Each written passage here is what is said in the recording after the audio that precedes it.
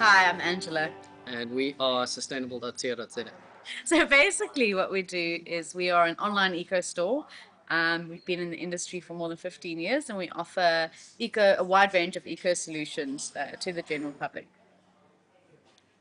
What's the number one thing you love about being a business owner? Uh, the opportunities, um, the freedom to create my own destiny, uh, although it seems incredibly difficult. You, you always have to consider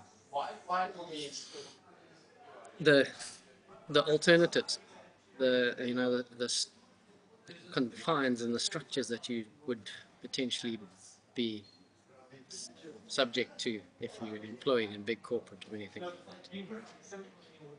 Being able to have a hands-on input into realizing a dream, particularly if you believe in what your business does and what service it offers.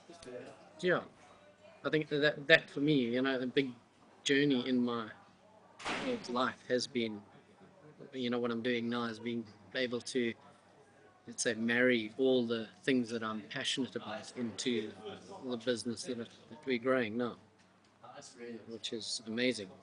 It's not always about money. It's about what you can do, what the difference that you can make.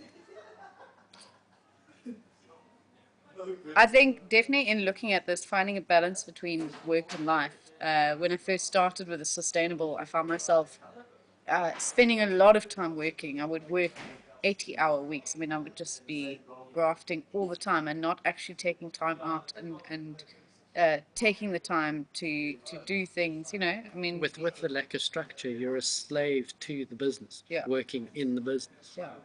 And I think the big thing that Kathi taught us was to separate personal life and work life and to take time out, not only to spend with families or doing things you enjoy doing, but to take the time out to work on the business instead of working in the business. I think that's really important, especially as an entrepreneur, because you tend to get stuck in the trenches, and then nobody's actually holding the reins, which then you have no direction. And I think that's something that's a really good lesson to learn. And yeah, and building a team around you that you appreciate and that you can nurture to allow you to build the dream for them, to get them invested in the dream as well and believe in the business. I think, at the moment, the way we're currently standing, we're an incredibly strong team, and it's very satisfying and empowering when you've got team members who step up to the plate alongside you when it's needed. Yeah. Which is cool. We've also seen a considerable difference in our ability to step on the marketing pedal. I think before we were kind of directionless, and before we had any structure in place, we would not be hitting target and just panic, go into a panic mode Yeah. without actually, Shut down instead of yeah, taking out our forward. toolkit, which Kathy likes to call it, and putting things into place and just increasing them if it's not working. Which kind of leads on to the next question. What have you found most rewarding about your coaching journey? How has it impacted your business? I don't think we'd be around if it wasn't for coaching. I don't think our business would exist. I think we would have definitely, we wouldn't have put certain things into place, which is so necessary. The formula for running a successful business is actually so simple, but it's the most difficult thing to implement. It's so hard, especially if you are an entrepreneur, and the way you think is quite different to the structure and Yeah, uh, I think it's the tools planning. that it's given us to create a business. We didn't necessarily have a business before, which happens with a lot of small businesses and small entrepreneurs.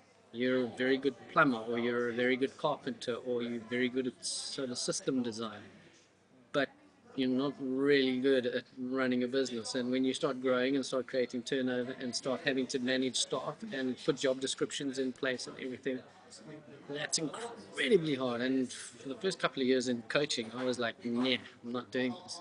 And now A lot of resistance.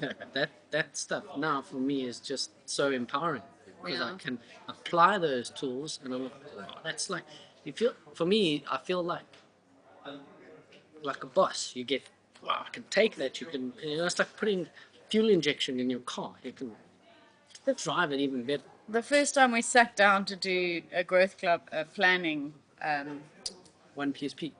we couldn't do it. We sat for ages, we couldn't think. And then one day Zeke and I sat down after a few years and we went, done, easy. So huge, huge, significant difference in the way we think. So definitely having a coach is probably the best investment you can do for your business. And that is starting to allow us to create a better business and personal lifestyle for ourselves. Being held accountable. That's it. Thank you.